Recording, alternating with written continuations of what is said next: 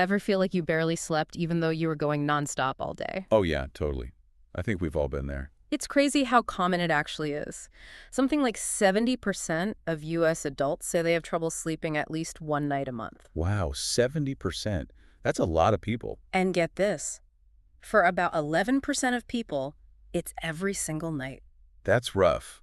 You're looking at potentially like 50 to 70 million Americans dealing with sleep problems across all ages and everything. It's a much bigger deal than we often realize, and especially when we're thinking about recovery, bouncing back from tough workouts, injuries, surgeries, sleep is absolutely crucial. No, it's not just nice to have, it's essential. Totally. And it affects everything. How clearly we think, how much we get done. Even our mood can take a nosedive when we're sleep deprived. No kidding. It impacts our whole lives. And that's exactly what we're diving into today. You've sent over some really interesting stuff on sleep and recovery, and we're going to break it all down for you. Awesome. We want to cut through the noise and give you the most important, actionable insights. Love that. Getting to the heart of it. By the end of this, you'll have a much better understanding of why sleep matters so much and how you can actually sleep better. We're calling this your personal deep dive into sleep and recovery. Perfect title. We'll be covering how much sleep you actually need, the fascinating science behind those different sleep stages, the negative effects of not getting enough, and of course, some practical tips you can start using tonight. Sounds like a plan. All right, let's start with the question everyone wants answered. How much sleep do you really need? There's this myth that as we get older, we need less sleep. Yeah, I've heard that one too. But the CDC actually says that's not true. Even for older adults, aiming for at least 7 hours of sleep each night is still crucial. Interesting. So 7 hours is like the magic number. According to the CDC, yeah. They define anything less than that as short sleep, and there's a whole host of health risks associated with it. Like what? We're talking increased risk of heart attack, stroke, arthritis, depression, even diabetes. Well, that's serious. Yeah, it's a big enough problem that the CDC actually considers insufficient sleep a public health epidemic. Epidemic, huh? Makes you think twice about staying up late for that extra episode. Definitely makes you rethink those late-night Netflix binges. Okay, so we know the quantity of sleep is important, but what about what happens during sleep? This is where it gets really interesting. Our sources talk about two main types of sleep, NREM and REM sleep. Right, I've heard those terms before, but I'm not totally clear on the difference. Well, REM sleep, which stands for rapid eye movement sleep, is when you do most of your dreaming. And it's wild. While it might not seem directly related to recovery, REM sleep actually plays a big role in creativity. Really? Tell me more about that. Well, during REM sleep, your brain's super active, but in a different way than when you're awake. Interesting. It might be making new connections, leading to innovative ideas. So that weird dream I had last night could actually be my brain working on a problem. Exactly. Your subconscious could be throwing you creative curveballs. Now, NREM sleep, or non-rapid eye movement sleep, is the other big player. It's a much longer period, usually 90 to 120 minutes, and it's divided into lighter and deeper stages. Okay, so REM is for dreaming and creativity, and NREM is a longer, deeper sleep. What's the point of those NREM stages? They're both super important for different aspects of recovery and how our bodies and brains work. Light NREM sleep, which happens more in the later part of the night, is key for learning new information and tasks. Ah, so if I'm learning a new skill or trying to remember information from a meeting, light NREM sleep helps me absorb it all. Precisely. It's like your brain is in learning mode, taking it all in. And then deep NREM sleep, which you experience more in the earlier part of the night, is all about cementing those new memories and skills. So light NREM is like downloading information, and deep NREM is installing it in the brain's hard drive. A perfect analogy. Think about if you're rehabbing an injury and learning new exercises. That light NREM sleep helps your brain process those movements, and then deep NREM locks them in so you can remember them later. Both stages of NREM are absolutely essential for learning, memory, and even how well we perform physically. It all makes sense now. So getting enough NREM sleep is critical for both mental and physical performance. Exactly, and the research backs it up. Getting less than 8 hours of sleep can affect how quickly you get tired during exercise, your aerobic capacity, your muscle endurance, even how high you can jump. Wow, that's amazing. So if I'm feeling sluggish during my workouts, it might be because I haven't been sleeping enough. Definitely something to think about, but it goes even deeper than that. Deep NREM sleep is when your body really focuses on tissue healing. Ah, so that's why I feel so much better after a good night's sleep. During deep NREM, your pituitary gland releases growth hormone, which then signals your liver to produce something called insulin-like growth factor 1, or IGF-1. IGF-1. What's that all about? Think of it as the body's construction crew foreman. It directs the building and repair of tissues, especially muscles. So the more deep sleep I get, the more IGF-1 my body produces, which means faster healing and muscle growth. You got it. But when you're sleep deprived, your body produces less growth hormone, which means less IGF-1, and that can really slow down the healing process. It's like trying to build a house with half a crew. Exactly. So skimping on sleep doesn't just make you feel tired, it actually hinders your body's ability to heal and get stronger. All right, so we've talked about how much sleep we need and the different types of sleep. Now let's flip the script and talk about sleep deprivation. The dark side of sleep. What exactly is sleep deprivation? Sleep deprivation basically means not getting enough sleep or not getting quality sleep. It can be short-term, like if you pull an all-nighter, or it can become a chronic problem. And it's different from insomnia, right? Exactly. Insomnia is more about the inability to sleep. Sleep deprivation is simply about not getting enough, for whatever the reason. And it's way more common than we might think. Our sources say a crazy number of people, something like 50 to 70 million adults in the US, are dealing with sleep deprivation at any given time. That's a huge number.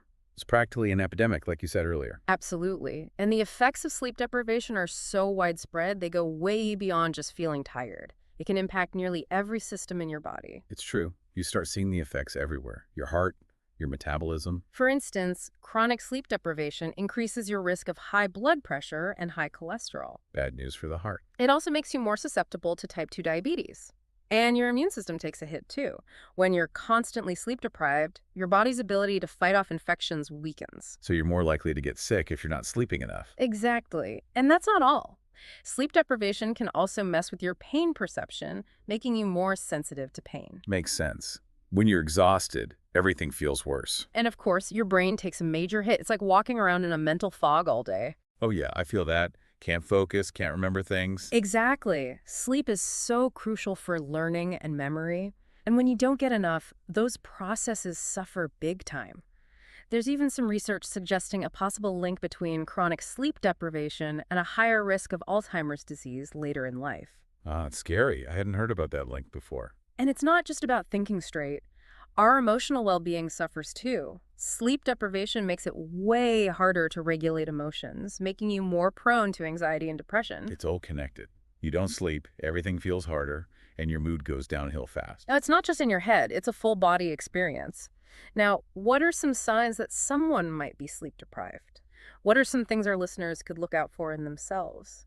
Well, the most obvious ones are excessive daytime sleepiness and fatigue, even if you think you got enough sleep. Yeah. You might also be more irritable and have trouble concentrating or remembering things. Yeah, classic signs. You might find yourself reacting slower to things, and you might have more headaches than usual. Sounds familiar, like those mornings after you pull an all-nighter.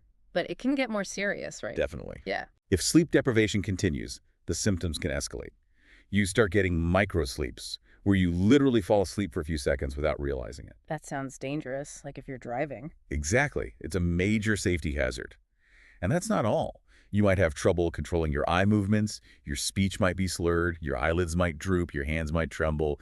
You might even start hallucinating. Hallucinating, like seeing things that aren't there. Seeing, hearing, even feeling things that aren't real. And your judgment can be impaired, leading to impulsive or risky behavior. There's actually research comparing sleep deprivation to being drunk.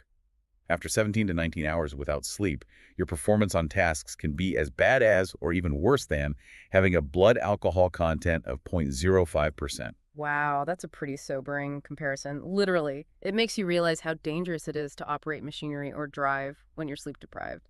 What happens if someone stays awake even longer? Well, beyond 24 hours of no sleep, those symptoms just get worse. You're more likely to have those microsleeps, and the hallucinations can become more vivid and disturbing, and the long-term consequences are even scarier. Like what? Chronic sleep deprivation can either worsen or even contribute to a bunch of serious health conditions. We're talking things like type 2 diabetes, high blood pressure, obesity, sleep apnea, heart disease, stroke, even mental health conditions like depression, anxiety, and psychosis. It sounds like sleep is non-negotiable for our health. So let's talk about what we can do about it. Even if getting a full 8 hours isn't always possible, there are things we can do to improve the quality of the sleep we do get, right? Absolutely. It's all about building good sleep hygiene. Mm. One of our sources lays out 7 key ways to do that. These are all practical steps you can start incorporating into your daily routine. I love practical advice. Let's dive in. Number 1 is sticking to a regular sleep schedule.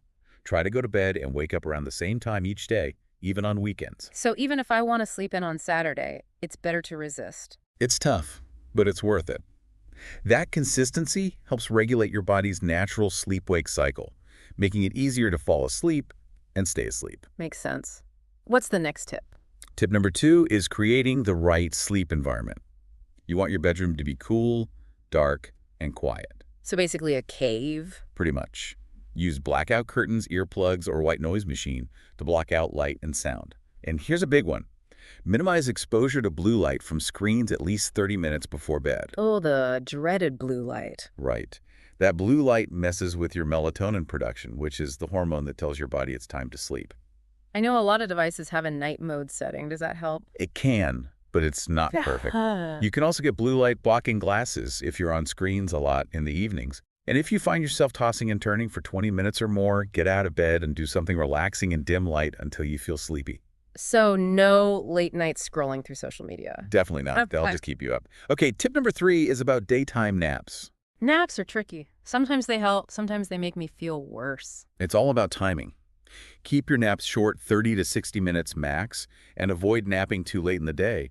Otherwise, they can mess up your nighttime sleep. Short and sweet. Got it. What about food and drinks? That brings us to tip number 4. Limit caffeine, alcohol, and nicotine before bed. Caffeine is definitely a no-brainer, but what about the others? Alcohol might make you feel sleepy at first, but it disrupts your sleep later in the night, and nicotine is a stimulant, so it'll keep you awake.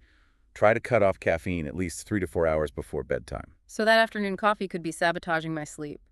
And what about food in general? Tip number 5 is to avoid large meals, spicy foods, or too many liquids right before bed. So no late night snacking. Bummer. A light snack is okay if you're really hungry, but avoid anything heavy. A full stomach can make it harder to fall asleep and stay asleep. And limiting fluids helps prevent those middle-of-the-night bathroom trips. Good advice. So those are the dietary do's and don'ts. What about exercise? Exercise is actually great for sleep, but timing matters. That's tip number 6. So I shouldn't hit the gym right before bed. Probably not. Moderate to vigorous exercise can help you sleep better, but try to finish your workout at least 2 to 3 hours before bedtime. Early morning workouts for the win. Exactly. And finally, tip number 7 is to avoid unprescribed sleeping pills. So don't just pop a pill if you're having trouble sleeping. Right. If you're having persistent sleep problems, talk to your doctor. They can figure out the underlying cause and recommend the safest and most effective treatment. Good to know. So those are the 7 pillars of good sleep hygiene. Our sources also mention some other strategies for increasing deep sleep, which, as we've discussed, is so crucial for recovery. Yeah, there are things you can do to create an environment that's more conducive to deep sleep. It's like setting the stage. What kind of things? Well, having a relaxing bedtime routine can help signal to your body that it's time to wind down. Things like taking a warm bath, reading a book, or listening to calming music. I love a good bedtime routine. And managing stress is huge. When you're stressed out, it's way harder to fall asleep and stay asleep. No kidding. What are some good ways to de-stress? There are tons of things you can try. Meditation, yoga, deep breathing exercises, spending time in nature. Find what works for you. And here's an interesting one. Make sure your bedroom is cool. Research shows that a slightly cooler room temperature is better for deep sleep. Good to know. I always thought a warm room was more conducive to sleep. It's actually the opposite. A cooler room helps your body's core temperature drop, which is a natural part of the sleep process. And of course, regular exercise, white noise, and a healthy diet can all help too. So many things to try. It's clear from everything we've talked about today that sleep is so much more than just a luxury. It's a fundamental part of being healthy, recovering well, thinking clearly, and feeling good. Absolutely. It impacts every aspect of our lives. And the insights we've covered today, all drawn from the sources you shared with us, give you a great foundation for understanding why sleep matters so much. It's all about empowering ourselves with knowledge. Exactly. So as you're listening to this, take a moment to think about which of these strategies you can actually start using.